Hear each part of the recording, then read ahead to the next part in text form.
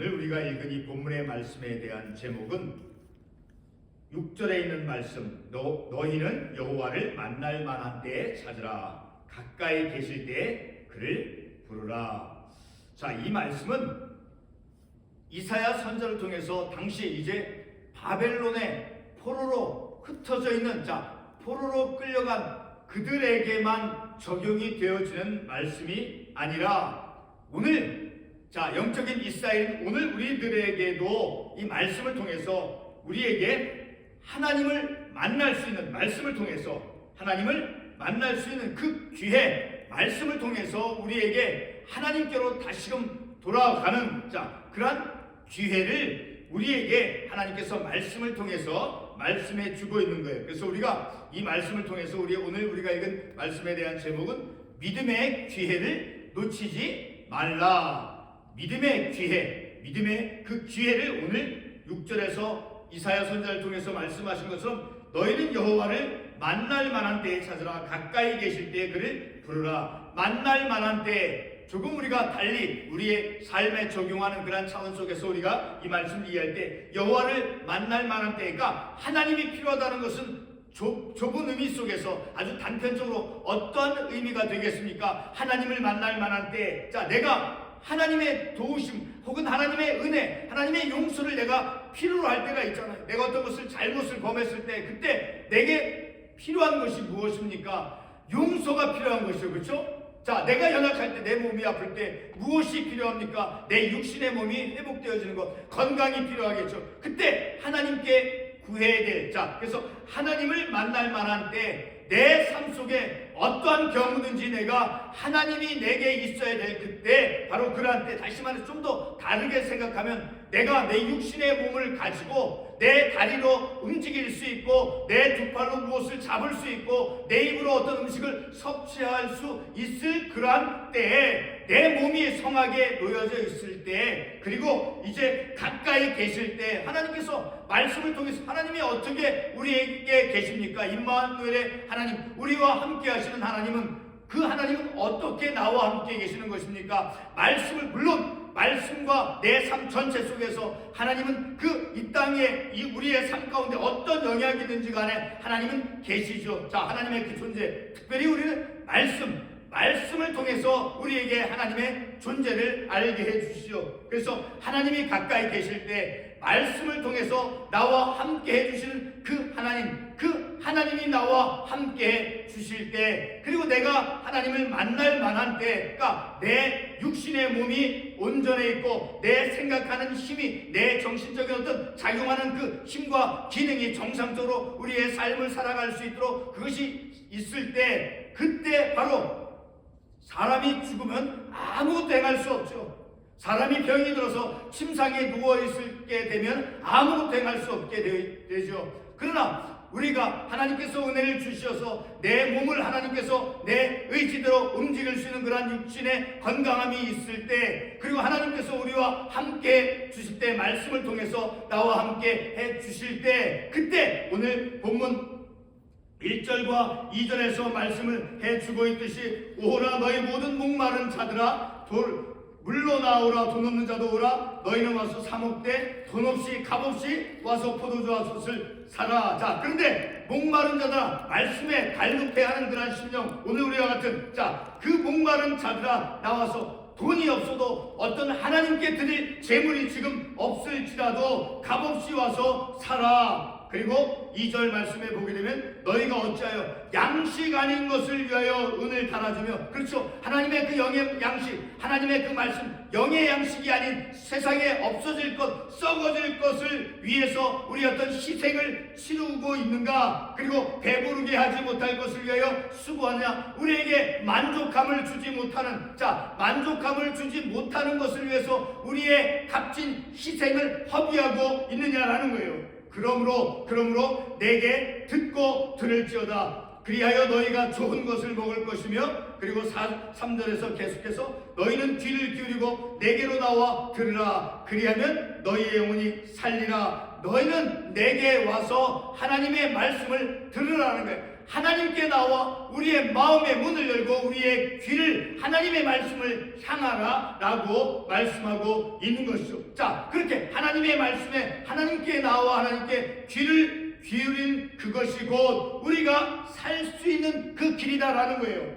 3절 말씀에 너희는 귀를 기울이고 내게로 나와 들으라. 그러면 그 결과가 어떤 결과로 주어진다라고 말씀하고 있습니까? 그리하면 너희의 영혼이 살리라. 우리의 영혼이, 우리의 심령이, 우리의 믿음의 삶이 생명으로 나아가는 살아갈 수 있는 유일한 길은 바로 하나님의 말씀을 듣고 그리고 그 하나님과 함께하는 삶이라는 것은 무엇입니까? 하나님의 말씀 계명에 하나님의 그 말씀의 율법에 순종하며 그 말씀을 순종하는 실천에 옮기는 삶이 바로 하나님과 함께하는 삶이 되어진다라는 거예요.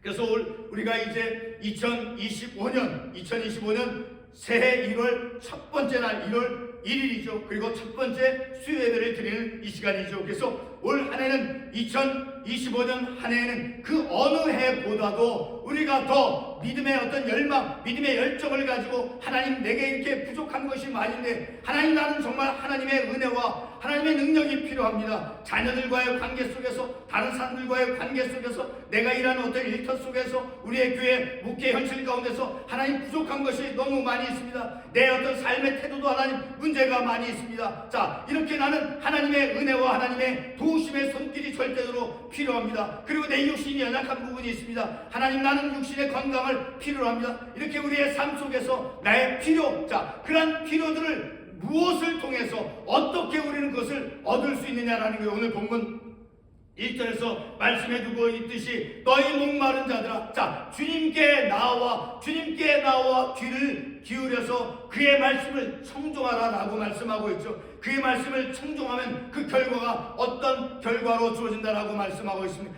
그리하면 살리라 라고 말씀하고 있죠. 그리고 7절 6절 말씀에서 제가 말씀을 드렸듯이 너희는 여호와를 만날 만한 때에 찾으라. 가까이 계실 때 그를 부르라. 그러니까 우리에게 하나님을 부를 수 있고 하나님을 찾을 수 있는 그러한 때, 그러한 시간, 그런 어떤 조건이 우리에게 있을 때 그 기회를 놓쳐서는 안 된다라는 것이죠. 우리가 어제 저녁 2024년 12월 31일 밤에 이제 2024년 그 한 해의 삶과 시간을 이제 마치는 그런 송년 예배를 우리가 드렸죠. 자, 그 송년 예배 시간 말씀을 통해서 우리 한 가지를 한번 기억하고 말씀을 시작하고자 합니다. 어제 상고했던 본문은 이사야 54장의 말씀으로서 특별히 4절과 5절의 말씀을 통해서 이제 이스라엘 백성들이 바벨론으로 사로잡혀간 그런 역사가, 그러니까 바벨론으로 포로로 끌려간 자 그들의 역사가 그들에게는 치욕이 되었다라는 것이죠. 그리고 애굽에서 노예로 삶을 살아갔던 그들의 삶의 역사들이 또한 수치였다라는 것을 우리가 생각해 볼 수 있죠. 자, 이와 같은 이스라엘의 모습을 이제 버림을 받은 아내로서 묘사가 되어지고 있죠. 6절 말씀에 보게 되면 여호와께서 너를 부르시되 마치 버림을 받아 마음에 근심하는 아내, 곧 어릴 때 아내가 되었다가 버림을 받은 자에게 함과 같이. 오늘 우리가 이 말씀 바벨론에 이제 포로 잡혀가 있는 그 이스라엘 백성들이 어떠한 모습과 같다라고 말씀하고 있습니까? 바로 마치 버림을 받아 마음에 근심하는 아내, 남편으로부터 버림을 받은, 다시 이스라엘의 그 영적인 상태를 의미하는 거예요. 신약성에서는 예수님께서 이제 신랑 되시고, 자, 우리는 교회는 신부다라고 말씀하고 있지만 구약성에서는 이제 하나님이 신랑이 되어주시고, 자, 그리고 백성들, 이스라엘 백성들이 신부다라는 그런 의미로 말씀을 하고 있죠. 마치 버림을 받아 마음에 근심하는 아내, 그래서 어릴 때 아내가 되었다가 버림을 받은 자와 같은 그런 영적인, 자, 그런 수치스러움들을 이제 말씀해 주고 있죠. 그런 수치스러움들, 그리고 어떤 치욕스러움들, 자, 그런 모습을 가졌던 그 이스라엘 백성들, 그래서 이스라엘 백성들이 바벨론으로 이제 사로잡혀간 그런 역사가, 그리고 애굽에서 노예로 삶을 살았던 430년간의 그 시간들이 바로 이스라엘 백성들에게는 치욕이었고, 그리고 수치스러운 그런 그들의 역사였다라는 것이었습니다. 이와 같은 이스라엘의 모습을 버림받은 아내로서 묘사하기도 했죠. 그러나 이스라엘이 이제 하나님의 신부로서 버림을 받았을지라도 하나님의 궁일로서, 하나님의 그 영원한 자비로서 바벨론으로 흩어진 그 이스라엘을 다시 모으시겠다라고 54장 3절에서 말씀해 주고 있죠. 이스라엘의 수치와 그 지옥, 그리고 버림받아서 근심하는 아내와 같은 그런 영적인 처지에 놓인 이스라엘에 하나님께서는 어떤 하나님으로 그 백성들에게 다가가고 있습니까? 그 지옥스러운 바벨론으로 포로로 잡혀가고 애굽에서 노예 생활을 했던, 그리고 이제 버림받은 아내와 같은 그런 영적인 그런 수치와 지옥스러움을 가지고 있는 그 이스라엘 백성들에게 하나님께서는 어떤 모습으로 그들에게 다가갔느냐라는 거예요. 바로 54장 7절 말씀에서 어떻게 말씀하고 있습니까? 54장 7절 말씀에 보게 되면 내가 잠시 너를 버렸으나 큰 궁일로 너를 모을 것이요. 하나님의 궁일하신 하나님의 그 궁일하심으로 그 지옥스러움과 수치스러움을 안고 있는 그 이스라엘 백성들에게 다가가고 있다는 것을 말씀을 통해서 알 수 있게 되어지죠.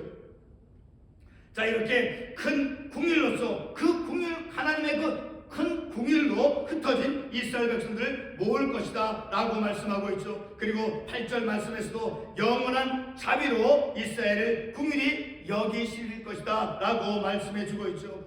자, 수치와 지옥을 갖고 있는 그런 이스라엘의 모든 자녀들에게 또한 하나님의 교훈을 받게 해주며, 하나님의 교훈을 받게 해준다고 하는 것은 바로 하나님의 가르침 아래, 하나님의 말씀 아래, 곧 하나님의 은혜 아래 있게 해 주시겠다라는 것이죠. 이스라엘 백성들의 자녀를 하나님의 은혜 아래 있는 삶으로 인도해 주신다라는 것이죠. 그리고 또한 13절 말씀에서는 큰 평안을 주시겠다라고 약속해 주셨죠. 우리는 이와 같은 하나님에게서 이제 자신의 택함 받은 그 하나님의 백성, 그 하나님께서 택하신 하나님의 백성의 그 과거의 수치와 지옥, 그리고 버림받은 고통스러움을 없이 해 주시는 바로 궁휼하신 하나님을 우리가 말씀을 통해서 깨닫는다라는 것입니다. 그래서 우리는 지난 2024년 한 해의 삶 속에서 만들어졌던 내 삶 속에서, 우리들의 삶 속에서 참으로 남에게 보이기 부끄러운 그런 나의 모습을 하나님께서 없이 해주시는 그러한 은혜를 오늘 본문의 말씀에서 이제 특별히 7절 말씀에서 있듯이 내가 잠시 너를 버렸으나 큰 궁일로 너를 모을 것이요. 비록 이스라엘 백성들이 바벨론으로 그 안식일을 거룩히 지키지 아니하고, 그리고 죄악으로 말미암아 바벨론 포로로 잡혀가던 그런 이스라엘 민족들의 그 역사 속에서 드러난 그런 수치스러움, 지옥스러움, 그런 것들을 이제 없이 해 주시고, 그리고 큰 궁일로서 하나님의 영원하신 자비심으로 그들을 다시 회복시켜 주시겠다라고 말씀하고 있는 것이죠. 바로 그러한 이스라엘 백성들을 다시 흩어져 있던 그 이스라엘 백성을 예루살렘으로 다시 포로로 끌려가 있는 그 이스라엘 백성을 다시 귀환케 해주시겠다라고 하는 그런 하나님의 그 긍휼하심을 우리가 본문의 말씀을 통해서 깨달을 수 있다는 거예요. 그래서 우리는 지난 2024년 한 해의 그 삶 속에서 만들었던 그런 부끄러운 나의 모습을 하나님께서 없이 해주시는 것을 깨끗하게, 지난주에도 우리가 말씀을 통해서 깨달았듯이 하나님께서 도말해 주시는, 용서해 주시고, 그리고 하나님께서 기억지 아니하신다 말씀하신 것 같이 우리의 어떤 수치스러운 지옥스러움들, 부끄러운 그런 모습들을 없이 해주시는 그런 하나님의 긍휼하신 은혜를 우리가 깨달을 수 있다는 것입니다. 이제 본문으로 돌아와서 하나님께서 이스라엘 백성들에게 무엇으로 초대해 주고 있는가를 상고해 보도록 하겠습니다. 오늘 본문 말씀은 이사야 선지자가 바벨론에서 귀환하는 그 이스라엘 백성들을 향해서 하나님의 은혜로우신 언약으로 초청하고 있는 말씀인 것입니다. 바벨론으로부터 돌아오는 그 이스라엘 백성들에게 주어지게 될 새로운 삶을 바로 이사야 선지자가 선포하고 있는 내용의 말씀입니다.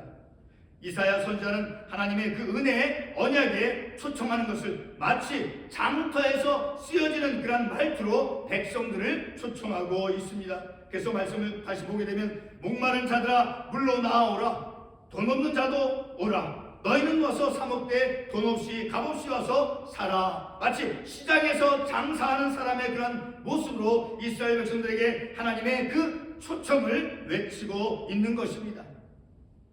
이와 같은 말씀을 아모스 5장 4절 말씀에서도 우리가 찾아볼 수 있죠.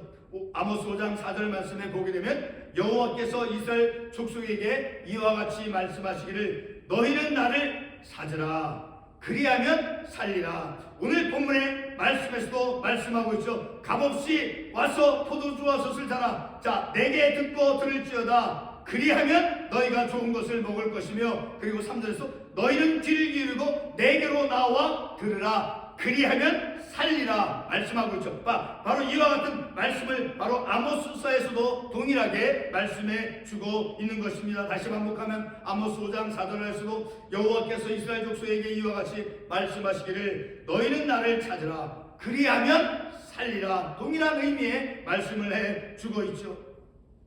아모스 선지자가 여호와를 찾으라고 한 이유는 바로 아모스 5장 7절 말씀에서 보면 알 수 있게 되어 있죠. 자, 그 아모스 5장 7절에서 보게 되면 하나님의 그 공의를 저버렸던 사람들이 나옵니다. 그리고 11절 말씀에서는 힘없는 자를 학대했던 그런 사람들, 그리고 부당한 세를 거둔 사람, 그리고 의를 학대하며 가난한 자를 억울하게 했던 그런 허물이 많고 죄악이 무거웠던 그런 사람들의 죄를 촉구하기 위해서 이제 하나님께서 하나님을 찾으라라고 말씀하고 있는 것이죠. 계속해서 아모스 5장 14절 말씀에서 다음과 같은 말씀을 합니다. 너희는 살려면 선을 구하고 악을 구하지 말지어다. 살기 위해서 선을 구하고 생명을 얻기 위해서 선을 구하고 악을 구하지 말라라고 말씀하고 있죠. 여기서 선을 구해야 한다는 것은 바로 회개를 한 후에, 자신의 죄를 회개를 한 후에 바로 하나님의 계명과 하나님의 말씀을 따라 순종하는 것이 곧 바로 선을 구하는 것의 구체적인 의미인 것입니다.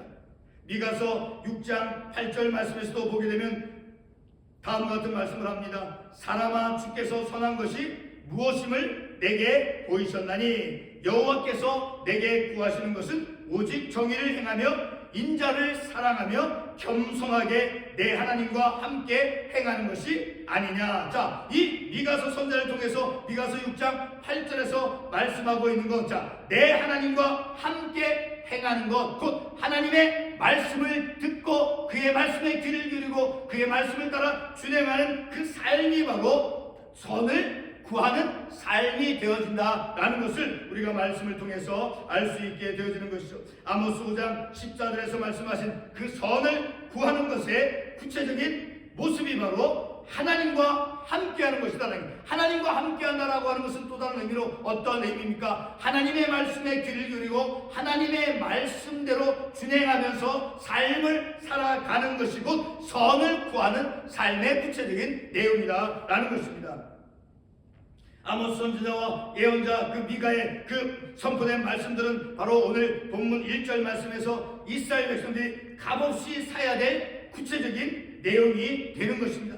아모스 선지자와 그 다음에 미가 선지자, 자, 그들이 선포한 말씀은 바로 오늘 본문의 말씀에서 이사야 선지자가 말씀한 이스라엘 백성들에게 바벨론의 포로로 잡혀간 그 이스라엘 백성들에게 너희는 와서 사 먹되 돈 없이 값없이 와서 하나님의 말씀에 귀를 기울이고 그 말씀에 청종하라 라는 것이죠. 바로 그것이 바로 오늘 참고 관련 말씀으로 보았던 아모스 그 다음에 미가서에서 나온 그 아모스 선자와 미가 선자가 선포한 그 말씀이 바로 오늘 우리가 읽은 본문의 말씀이 바로 구체적인 내용의 말씀이 되는 것입니다. 그런데 이사야 선자가 바벨론에서 돌아온 이스라엘 백성을 향해서 하나님의 은혜로우신 언약으로 이제 초대하고 있는데 그 초대하는 이유가 무엇이겠습니까? 이사야 선지자가 바벨론 포로로부터 돌아온 귀환한 그 이스라엘 백성들에게 하나님에게로 나오라라고 초대하고 있는 그 이유가 무엇이냐라는 것입니다. 본문 2절 말씀에서 보게 되면 너희가 어찌하여 양식이 아닌 것을 위하여 은을 갈아주며 배부르게 하지 못할 것을 위하여 수고하느냐. 자, 이 말씀에서 이스라엘 백성들에게 양식이 되어지고 그리고 이스라엘 백성들에게 배부름이 되어지는 것은 바로 무엇입니까? 바로 2장 2절과 3절에서 말씀하고는 내게 듣고 들을지어다. 내게로 나와 들으라. 바로 그들을 배부르게 해주고 그들에게 양식이 되어지는 것은 바로 하나님께 나와 하나님의 말씀을 듣는 것이, 말씀을 듣는 것이 그들에게 양식이 되어지며 그들의 삶의 배부름이 되어지는 것이다 라는 것입니다. 바로 하나님의 말씀을 듣는 것이 바로 이스라엘 백성들에게 그들의 양식이 되어지며 그리고 그들을 배부르게 하는 것이 되는 것입니다. 바벨론에서 귀환한 그 이스라엘에게는 하나님께 나와 하나님을 드려야 할 것이 촉구되어지기 때문에 바로 이스라엘의 초대가 되어지고 있는 것입니다. 또 하나의 이유는 요한계시록 7장 16절 말씀을 통해서 알 수 있게 되어지죠. 요한계시록 7장 16절 말씀에 보게 되면 그들이 다시는 줄이지도 않으며 목마르지도 아니하고 해나 아무 뜨거운 기운에 상하지도 아니하리니 라는 말씀을 통해서 이제 그들이, 이스라엘 백성들이 하나님께 나와 하나님의 말씀을 듣는 것은 결코 그들이 말씀을 들을 때 이스라엘 백성들이 하나님께 나와 하나님의 말씀을 듣는 그것이 그들에게는 결코 그들이 줄이지도 아니하며 목마르지도 아니하며 어떠한 것에도 상함을 받지 않게 되는 것이기 때문에 바로 이스라엘 백성들은 하나님께 나와 하나님의 말씀을 들으라라고 초청이 되어지고 있는 것입니다. 바벨론으로부터 귀환한 이스라엘 백성들이 아무런 값도 지불하지 않고 그리고 값없이 와서 포도주와 젖을 사고자 하여도 그들이, 이스라엘 백성들이 값없이 아무런 그들의 희생이 없이 그저 빈손으로 하나님께 와서 하나님 앞에 그들이 나온다 할지라도 결코 그들은 이제 하나님께서 내쫓지 아니하신다라고 말씀하고 있죠. 우리 그런 말씀을 우리가 어떻게 알 수 있습니까? 요한복음 6장 37절의 말씀에 보게 되면 이런 말씀이 있습니다. 아버지께서 내게 주시는 자는 다 내게로 올 것이요 내게 오는 자는 내가 결코 내쫓지 아니하리라. 오늘 본문의 말씀에서 이사야 선지자가 어떻게 말씀하고 있습니까? 이스라엘 백성들에게 와서 오호라 너희 모든 목마른 자들아 물러나오라. 돈 없는 자도 오라. 너희는 와서 사 먹되 돈 없이 값없이 와서 포도주와 젖을 사라. 값없이 빈손으로 온다 할지라도 결코 그들은 하나님께서 그들 받아주시고 용납해 주신다라는 거예요. 그들이 비록 빈손으로 아무것도 드릴 것이 없이 왔을지라도 하나님께서는 그들을 받아주신다라는 것을 요한복음 6장 37절에서 말씀해 주고 있는 것이죠. 우리가 가난한 가운데 아무것도 드릴 것이 없이 아버지께 나와 말씀을 듣고자 할 때도 주님은 우리를 용납해 주신다라는 것입니다. 그러므로 우리는 주님께서 우리에게 하나님의 은혜로운 언약으로 초대할 때, 하나님께서 우리를 부르실 때 본문 2절과 3절의 말씀대로 하나님께 듣고 들으며 그리고 하나님께 귀를 기울이고 하나님께 나아와 그의 말씀에 청종해야 하는 것입니다. 성도는 우리가 하나님께 나와서 무엇을 드려야 합니까? 우리가 드려야 될 내용이 무엇입니까? 바로 3절 하반부에 있는 말씀을 통해서 알 수 있죠. 그것은 바로 우리의 영혼이 살기 위한 영원한 언약, 곧 다윗에게 허락한 확실한 은혜의 언약인 것이죠. 예레미야 31장 31절에서부터 33절에서 말씀해주고 있죠. 영원한 언약이 무엇인가, 은혜의 언약이 무엇인가를 말씀해주고 있죠. 그 말씀 한번 찾아가 보겠습니다. 예레미야 31장 31절에서 33절 말씀. 예레미야 31장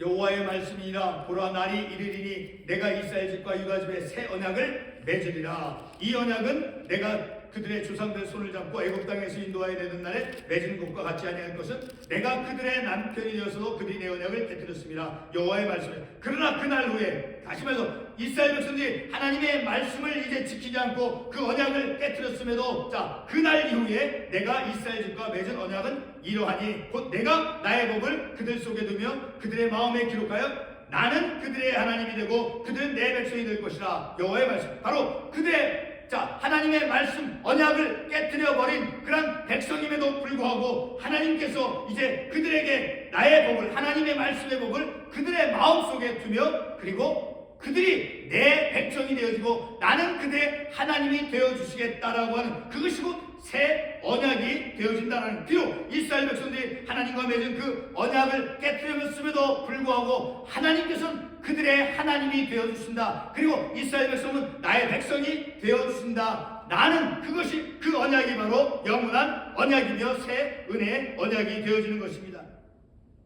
바로 그렇게 영원한 언약이라고 하는 것은 하나님께서 이스라엘의 하나님이 되어주시고 그리고 이스라엘이 하나님의 백성이 된다는 그런 언약입니다.